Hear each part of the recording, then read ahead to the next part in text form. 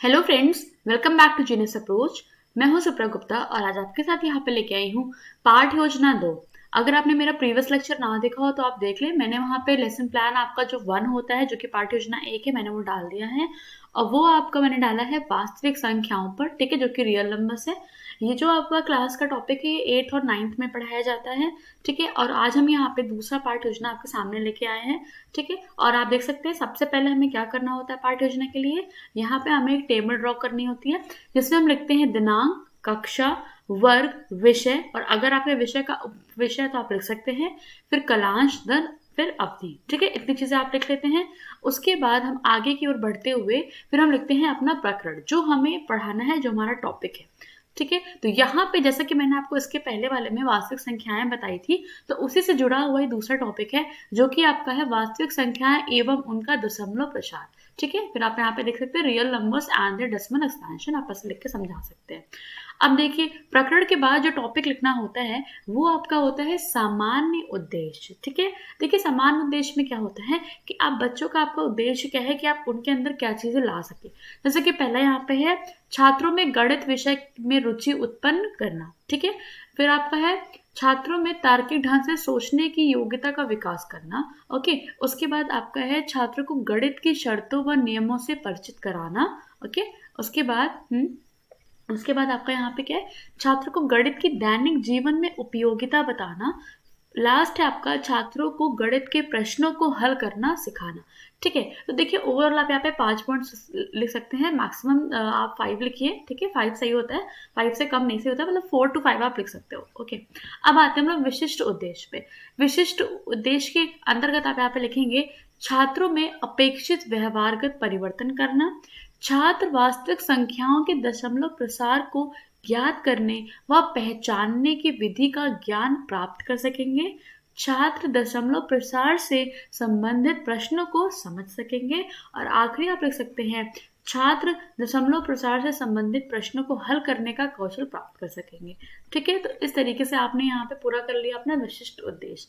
अब जो विशिष्ट उद्देश्य के बाद पॉइंट लिखा जाता है वो आपका होता है शिक्षण सहायक सामग्री, ठीक है। इसका तात्पर्य क्या होता है कि जो एक टीचर को उपयोग करना चाहिए पढ़ाते वक्त, जैसा कि आप यहाँ पे लिख सकते हैं चौक, डस्टर, लपेट, श्यामपट्ट, चित्र, मॉडल आदि। यहाँ पे आप अपने हिसाब से कुछ भी ऐड कर सकते हैं, बट मोस्टली आप मॉडल लिखते आते हैं क्योंकि ये सब तो चीजें वैसे कॉमन होती हैं, है ना। तो आप ऐसे भी लिख सकते हो। अब आपका क्या है पूर्व ज्ञान। पूर्व ज्ञान के अंतर्गत हमें यह ध्यान रखना होता है कि जो आप कक्षा में शिक्षा करने जा रहे हो वो टॉपिक बच्चे के पूर्व ज्ञान से जुड़ा होना चाहिए। तो हम यहाँ पे क्या लिखेंगे, छात्र वास्तविक संख्याओं से संबंधित पूर्ण संख्याएं, पूर्णांक संख्याएं, प्राकृतिक संख्याएं, ओके, और परिमेय एवं अपरिमेय आदि का सामान्य जानकारी रखते हैं। इसीलिए आपने देखा होगा जो मैंने आपको लेसन प्लान 1 दिया था वह इसी पे आधारित था, है ना, क्योंकि उसमें बच्चों को इसके बारे में जानकारी हो चुकी है। अब बच्चे उसके और अंतर्गत इनका दशमलव प्रसार देखने जा रहे हैं, ठीक है। तो ये आपको समझ में आ गया होगा। अब आइए बढ़ते हैं प्रस्तावना पे। प्रस्तावना प्रश्न क्या होता है, आपको अपनी टीचिंग को शुरू करने से पहले कुछ प्रस्तावना प्रश्न पूछने होते हैं, ठीक है। इसी के आधार पे आपका वहां पे टीचिंग शुरुआत होती है, ठीक है। तो आप जैसा कि देख सकते हैं, पहला बनाएंगे यहाँ पे क्रम संख्या का कॉलम, फिर आपका बनेगा छात्र अध्यापिका कथन, फिर आपका बनता है छात्र छात्रा क्रिया, ओके। तो देखिए, पहला आपका यहाँ पे लिखेंगे वास्तविक संख्याओं के कितने प्रकार होते हैं, ठीक है। आप ऐसे बच्चों से प्रश्न पूछेंगे तो बच्चे यहाँ पे उत्तर देंगे 2 प्रकार होते हैं, परिमेय संख्या, अपरिमेय संख्या। जैसा कि मैंने आपको पूर्व ज्ञान में बताया कि बच्चों को इसकी नॉलेज है ना कि ना कितने टाइप के होते हैं। फिर देखिए, दूसरा प्रश्न हमारा इसी से संबंधित रहना चाहिए, मतलब परिमेय संख्या का कोई उदाहरण दीजिए, ठीक है। जब बच्चे ने ये आंसर दे लेंगे फिर आप ये पूछेंगे, तो बच्चे देंगे 4/5, 22/7, ऐसे करके कोई भी आंसर दे देंगे। फिर तीसरा प्रश्न आप यहाँ पे रखेंगे, क्या 2.335 परिमेय संख्या है। मतलब आप देखिए दशमलव का नंबर लेके पूछ रहे हैं कि क्या ये जो संख्या है या परिमेय संख्या है, तो अब बच्चों के लिए समस्यात्मक हो जाएगा, क्योंकि जो उन्होंने पहले पढ़ रखा था उसमें उन्होंने भिन्न वाले नंबर के बारे में पढ़ा था, दशमलव वाले के नंबर में उन्हें जानकारी नहीं थी, उसके बारे में जानकारी आप अभी देंगे, ठीक है। फिर आप कहेंगे बच्चों से उद्देश्य कथन आपका आता है इसके बाद, जिसमें आप कहेंगे बच्चों आज हम लोग वास्तविक संख्याएं एवं उनके दशमलव प्रसार के बारे में विभिन्न उदाहरणों के माध्यम से विस्तृत अध्ययन करेंगे। ठीक है, इस तरीके से आप अपनी बात कंप्लीट करेंगे। अब आइए बढ़ते हैं प्रस्तुतिकरण। ये क्या होता है? इसमें जो आपको पढ़ाना है, अब आप उसे डिटेल में बच्चों को समझाएंगे अपने टॉपिक का जो भी आपका है। ठीक है, तो यहाँ पे देखिए शिक्षण बिंदु में आप यहाँ पे लिख देंगे दशमलव प्रसार। ठीक है, उसके बाद आपका यहाँ पे क्या आएगा? छात्र अध्यापिका कथन। ठीक है, अब आप यहाँ पे जो आपका छात्र अध्यापिका का कथन इसके साथ साथ चलेगा।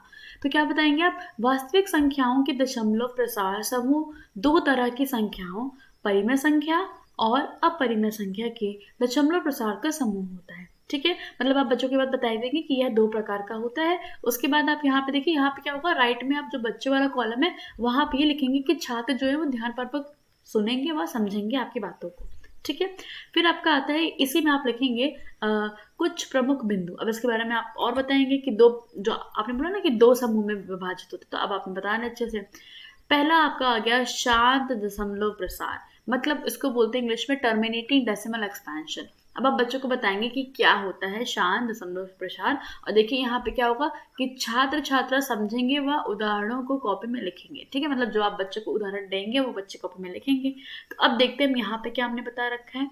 ऐसी संख्या जिसका दशमलव प्रसार विभाजन प्रक्रिया के कुछ परिमित चरणों के बाद पूरी समाप्त हो जाती है या शेषफल शून्य प्राप्त हो जाता है, वह शांत दशमलव प्रसार कहलाता है। उदाहरण के तौर पे 1/4 कितना लिखा है? 0.25। ठीक है, तो आपको एक बार समझ में आई होगी हमने क्या बताया कि शांत वो होता है जिसमें आपका रिमाइंडर 0 मिल जाए, आपका शेषफल 0 मिल जाए विभाजन प्रक्रिया के बाद। इस तरीके से आप बच्चे को पूरा एक्सप्लेन करेंगे और ये एग्जाम्पल्स को अपने श्यामपट्ट पे भी लिखते चलेंगे। ठीक है, अभी मैं आपको दिखा दूंगी वहां पे श्यामपट्ट वाला बेकार।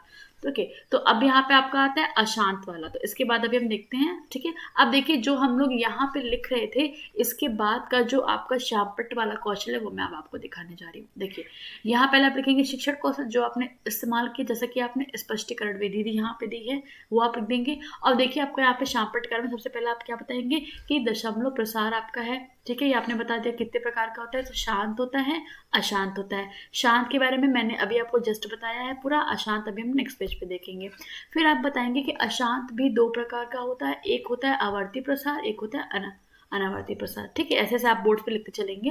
और यहाँ पे आप सारे एग्जाम्पल जैसे मैंने लिखा 0.3 बार, 0.18 बार, ऐसे करके आप सब लिख देंगे और बच्चों को विभाजन प्रक्रिया करके दिखाएंगे कि कैसे आपका रिमाइंडर शून्य हुआ है। हाँ, तो ये सब कार्य आपको बोर्ड पे करना है क्योंकि मैथ है ना, आप खाली बोलने से तो काम नहीं चलेगा आपका।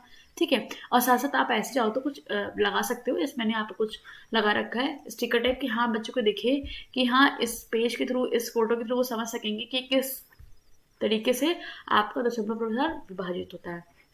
अब आइए हम देखते हैं अशांत। ठीक है, जैसा कि आप देखिए यहाँ पे जो हेडिंग पड़ी हुई थी ना अशांत, अब इसके बाद का है वहाँ पे। ठीक है, तो पेज नंबर 9 हमने कर लिया है। अब हम आते हैं पेज नंबर 10 पे, इसलिए पेज नंबर आपको लाइन से मिल जाएगा। इसका पीडीएफ आपको डिस्क्रिप्शन बॉक्स में एक्जैक्टली मिलेगा, कोई इशू नहीं है, आपको कोई पेमेंट नहीं करना है, फ्री में पीडीएफ है, तो आप वहाँ से डाउनलोड करके सीधे नोट डाउन कर सकते हैं। ठीक है, आपके लिए कोई प्रॉब्लम नहीं होगी। अब देखिए क्या है यहाँ पे अशांत वाले में हम लिखेंगे ऐसी संख्या जिसका दशमलव प्रसार विभाजन प्रक्रिया में पूरी तरह समाप्त नहीं होता, अर्थात शेषफल 0 प्राप्त नहीं होता, वह अशांत कहलाता है। अब देखिए नाम से आपको समझ में आ रहा होगा अशांत है मतलब आपको शेषफल वहां पे 0 प्राप्त नहीं होगा। ऐसे बच्चों को समझा सकते हैं अपने अकॉर्डिंग। अब देखिए मैंने यहाँ पे उदाहरण लिख रखा है 10/3 7/8, जिसमें आप देख रहे हैं ये कटेगा नहीं, आपका चलती रहेगी प्रक्रिया। ठीक है, अब आप यहाँ पे क्या बताएंगे कि यह दो प्रकार का होता है। अब हम यहाँ पे देखिए शिक्षण बिंदु में क्या लिखेंगे, अशांत दशमलव के प्रकार, क्योंकि इसके प्रकार है, शांत वाले के कोई प्रकार नहीं थे तो हमने उसको वहीं तक लिखा। ठीक है, अब देखिए पहला आप क्या बताएंगे, अशांत आवर्ती दशमलव प्रसार, है ना, वही मैंने आपको बताया था ब्लैक बोर्ड पे जब मैंने कार्य दिखाया था। तो आवर्ती मतलब इसमें रिपीटिंग, उसको क्या बोलते हैं इंग्लिश में, non terminating repeating decimal expansion. ठीक है, इस तरीके से आप लिख लेंगे। और इधर आप ये लिखेंगे कि छात्र जो है वो ध्यानपूर्वक सुन रहे हैं और समझ रहे हैं आपकी बातों को। ठीक है, फिर आपने यहाँ पे समझा दिया इसके बारे में कि ऐसी संख्या का दशमलव प्रसार जिसमें भाग प्रक्रिया का अंत नहीं होता और भागफल में अंकों का एक पुनरावृत्ति खंड प्राप्त होता है। मतलब जब आप इसको विभाजित कर रहे हैं तो आपको बाद में वही नंबर प्राप्त हो रहा है। तो ऐसे आप करके बच्चों को एग्जाम्पल बता सकते हैं। देखिए बार जो है आपको दिखाता है कि रिपीट हो रहा है नंबर। ठीक है, इसे बच्चों समझा सकते हैं। अब दूसरा आपका यहाँ पे क्या है, अशांत अवर्ती दशमलव प्रचार, मतलब non terminating and non repeating. तो जैसे आपको शब्द से समझ में आ रहा होगा कि ये अनावर्ती है, हाँ, मतलब आपका रिपीट नहीं होगा और अशांत भी रहेगा, मतलब आपका रिमाइंडर 0 नहीं प्राप्त होगा। तो इसी बातों को मैंने यहाँ पे अपने शब्दों में लिखा है, ऐसा दशमलव प्रचार जिसका अंत ना हो और ना ही भागफल में अंकों की पुनरावृत्ति खंड प्राप्त हो, वह अशांत अनवर्ती दशमलव प्रसार कहलाएगा। ठीक है, इस तरीके से आप लिख सकते हैं अपनी पूरी बात। अब आइए, इसी के बगल में हम यहाँ पे क्या लिखते चलेंगे, अपना यहाँ पे श्याम पट्ट वाला काल। तो आप ऐसे बना लेंगे, यहाँ पे देखिए ये आपका यहाँ पे है श्याम पट्ट काल। ओके, तो इसमें अब आप जो आपने पूरा बताया अशांत और अशांत और उसके बारे में, वो आप देखिए यहाँ पे देंगे एग्जाम्पल से, आप समझा देंगे बच्चों को कि हाँ ऐसे ऐसे हमने आवर्ती वाली दिखा दी और हमने यहाँ पे अनावर्ती वाली दिखा दी। ठीक है, रूट वाले जो नंबर होते हैं वो आप बता देंगे बच्चों को कि √3 √2 ये सब आपका अनावर्ती में आता है। ओके, इस तरीके से आपको पूरा करना है। अब देखिए ये आपका इतने लेक्चर पूरा खत्म हो जाएगा। ठीक है, यहाँ तक आपने पूरा बच्चों को सिखा दिया कि कैसे बच्चे को वर्गीकृत बच्चा कर पाएगा। अब आपका आता है मूल्यांकन प्रश्न। मूल्यांकन प्रश्न में क्या होता है, जो आपने बच्चे को पढ़ाया है उसी के आधार पर आप बच्चों से प्रश्न करते हैं। तो देखिए मेरा पहला प्रश्न मैंने यहाँ लिखा है 3.142678 कौन सी संख्या है। ठीक है, तो बच्चे यहाँ पे अपना उत्तर लिखेंगे। ऐसे ही आप दूसरा पूछेंगे 0.3 बार परिमेय है या अपरिमेय। ठीक है, ऐसे आप अपने हिसाब से भी प्रश्न लिख सकते हैं, जो भी आपको सही लगे। अब देखिए तीसरा क्या है, 1/2 मतलब 0.5 यह अपरिमेय है कि परिमेय है, ऐसा आपने पूछ लिया। फिर आपने पूछ लिया कि शांत और अशांत दशमलव प्रसार को उदाहरण से समझाइए। कहने का मतलब क्या है कि आप प्रश्न वही पूछेंगे जो आपने पढ़ा रखा है ना, तभी तो आपका मूल्यांकन यहाँ पे आपको समझ में आएगा कि जितना आपने बच्चे को पढ़ा उसे समझ में आया भी है कि नहीं। अब देखिए यहाँ पे लिखा है गृहकार। गृहकार जो कि मोस्टली आपके कॉलेजेस में शायद लपेट पे लिखना रहता होगा, तो आप उस पर ऐसे अपने घर से लिख के ला सकते हैं और बच्चों को दे सकते हैं। जैसा कि यहाँ पे मैंने लिखा है कि परिमेय एवं अपरिमेय संख्या को छाटिए, तो आपने ऐसे कुछ कुछ नंबर्स लिख दिए और बच्चे से छाट के फिर आप होमवर्क करके लाएंगे। ठीक है, ये गृहकार हो गया। उसके बाद आपको कॉलम लिखना होता है सुझाव, टिप्पणी, समालोचना। यहाँ पे जो आपके टीचर्स होते हैं, जो आपको पढ़ाते हुए देखते हैं ट्रेनिंग के दौरान, वो यहाँ पे आपके बारे में लिखते हैं कि आपकी यहाँ पे अच्छाई क्या रही, कमी क्या रही। ठीक है, और साथ साथ आपको नीचे यहाँ पे सिग्नेचर के लिए बनाना होता है हस्ताक्षर छात्र अध्यापिका, हस्ताक्षर सहपाठी और हस्ताक्षर पर्यवेक्षक। ठीक है, पर्यवेक्षक, ये पूरा हो जाता है आपका। तो होप सो आपको ये पूरा समझ में आया होगा लेसन प्लान। मैंने यहाँ पे आज आपके लेसन प्लान 2 लेके आए हैं, लेसन प्लान से ही जुड़ा हुआ था ये। ठीक है, अगर आप BTC B.Ed आप कोई भी ऐसा ट्रेनिंग कोर्स कर रहे हो, टीचिंग के लाइन में हो, तो आपके लिए काफ़ी हेल्पफुल होगा ये वीडियो। ओके, एंड येस आप अपने इसको फ्रेंड्स में शेयर करें एंड लाइक करना बिल्कुल ना भूलें। और येस कमेंट बॉक्स में ज़रूर कमेंट करें कि आपको नेक्स्ट लेसन प्लान कौन सा चाहिए, तो मैं इसी अकॉर्डिंग आपके लाती रहूँगी। ओके, और अगर आपका कोई भी कुछ भी सुझाव हो तो आप कमेंट बॉक्स में दे सकते हैं। एंड येस आपको मुझे एक चीज़ और दिखानी थी, यहाँ पे मैंने एक यहाँ पे देखिए पिक्चर ऐड किया। अगर आप चाहो तो अपनी टीचिंग को इंटरेस्टिंग बनाने के लिए कुछ इस टाइप की भी चीज़ें बना के लेके जा सकते हैं। ये आपका TLM के तौर पर इस्तेमाल होगा, जो कि बच्चों के लिए काफ़ी हेल्पफुल रहेगा। ठीक है, हमेशा ट्राई करिए कि आप TLM के थ्रू पढ़ाइए, तो आपकी टीचिंग बहुत ही इफेक्टिव होगी। इसमें आप बच्चों को ऐसे दिखा सकते हैं कि हाँ हमने ऐसे देखिए चार्ट बना रखा है जिसमें सब कुछ दिखाया है कि हाँ कितने टाइप्स के होते हैं। ठीक है, तो थोड़ा बच्चे फोटोज से बहुत अट्रैक्ट होते हैं। ठीक है, आप उनका अटेंशन ले सकते हैं, उन्हें बहुत चीज़ें समझ में भी आती है और प्रैक्टिकली देखते हैं। ओके, तो ये मुझे आपको यहाँ पे समझाना था। बाकी अगर आपका कोई भी क्वेरी हो, कोई भी डाउट हो, तो कमेंट सेक्शन में पूछ सकते हैं। ओके, सो अगर आप चैनल पे नया हैं तो सब्सक्राइब कर ले बिल्कुल ना भूलें। Okay, so thank you guys, thanks for watching.